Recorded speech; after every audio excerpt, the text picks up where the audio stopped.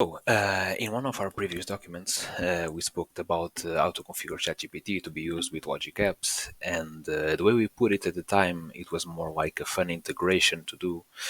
But as time went by and ChatGPT API evolved in terms of being more reliable, we considered taking this approach a little bit more serious.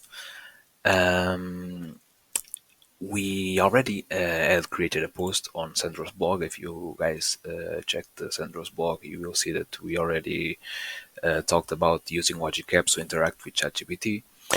But what we pretended to do on this video is to show you guys how can we use ChatGPT and logic apps to perform a JSON validation without we having the need to create a lot of conditions inside the logic app and saving some shapes inside the logic app and making it faster. But there is one thing that changed with time since we posted this post on Sandra's blog. There was that before the OpenAI, the owner of ChatGPT, was attributing $18 for free to be used with the API, so you guys can test it. But right now they are not doing that anymore. So what does this mean? Well, it means that right now, if you try to use the API these days, and if you don't have a paid account, you'll receive a message that you exceeded your current quota, and please check if your plan billing and details. So you guys can check it if you follow this link up here. You can check your quota if you guys go to usage in here. Right now I'm using a paid account, but if you are not using a paid account, you will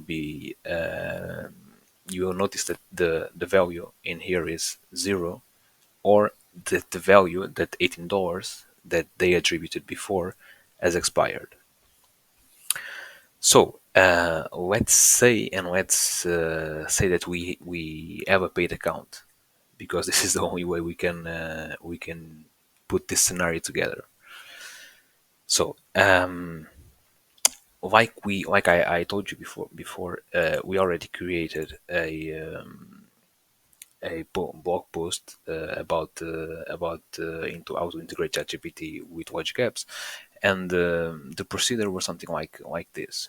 You created a trigger of when an HTTP request is received. You can trigger this with Postman, and we made a call to OpenAI following this URI. In here, I'm not showing you the key for safety reasons, but you need to generate a key inside your ChatGPT account. You can go to, in this case, you can go to API keys, and you can create new secret key, and then you can use it inside your authorization. So next, if you guys follow the Sandro's blog, you will see that you need to put this JSON together so you can send the message to ChatGPT and get a response back. In the content goes the message that you want to ask to ChatGPT. For example, if you guys want to ask it something more directly and specific in the body, you guys can ask what is the Portugal most recent awarded dish. I don't know, something like this. But imagine that you guys are sending the information in the Postman body. You guys can always use the body of the trigger, and you can use it here. So the information or the question that you are asking will always be the body of the trigger. With that said, after that, you guys need to use an expression on the response to trim any spaces that are on the response, because sometimes the ChatGPT responds with and left some spaces that are not needed in the response, and may can create some confusion. And so you guys should trim the outputs. Um, and in here, I will show you how the outputs are look like for a response on ChatGPT. This is the outputs, and yeah, in this case, you guys don't see the that you need to do a trim in here, because the response is correct. But in some cases, ChatGPT does this, and probably it's the best to use that expression. So, but right now, what we pretend to do, and let's face and let's imagine this scenario: we have uh, a purchase order, for example, and I have it right now here in Postman. I have created a logic app for this, and the concept is the same as in this one that we created before. It's the same concept. We just added a compose, and I will explain you why and what does this compose do.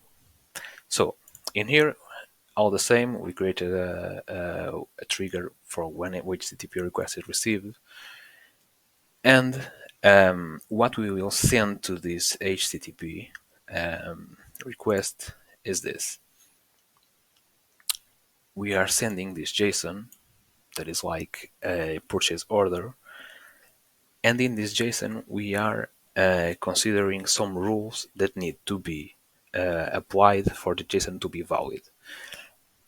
Rules or conditions in this case. Imagine that if we wanted to perform some validation on this JSON inside the logic app, we only need to put some conditions on to the JSON to be verified, and if the conditions are met together and they are true, the JSON will be valid if we configure the logic app to get us an answer of a valid JSON. But in this case, what I have done was I created a compose, and in here I call it compose instructions to be followed. And in the inputs, what I did was check if the JSON input is valid or invalid by these rules. The order ID must exist and be an integer. The client name cannot be empty or null. The quantity must exist and it is an integer. Company can only be SP or LZ. Operation must exist. And then I put it like a condition for returning a valid JSON or not. If it is valid, return a message saying body is valid. If it is invalid, return a message saying that the body is invalid and explain why. And in the JSON input, I put, like I showed you before, the body that comes on the trigger. Now, on the HTTP call, like I told you, I will not be showing you the key in here, but the procedure is the same. You will call the same URI, and in the content, I put the outputs from the compose. And in here, what I will show you is that if the body is valid, you already notice here the body is valid, but let me send this again. So the ChatGPT will answers response body is valid. Okay, but we say that the names can only be SP or LZ, the company name. So let's put it another name, like LP. Let's send it and let's see what it's showing us. Body is invalid, company can only be SP or LZ. Okay, that's correct. So let's put it back to SP. Now imagine, for example, that the quantity, I'll put the quantity instead of being an integer, put it like this. Just put it like this. Let's send it and let's see what it's going to tell us. The body is invalid, the quantity value must be an integer. So let's put it back to be an integer. As you guys can see, this is a way of validating a JSON instead of putting a lot of conditions inside You can see what is valid again. Instead of putting a lot of conditions inside the logic app, you can do it this way, and you're asking ChatGPT, an external service, to confirm you if the JSON is valid or not. So okay, I hope you guys liked this so short lesson today. Have a great day, guys. Thank you.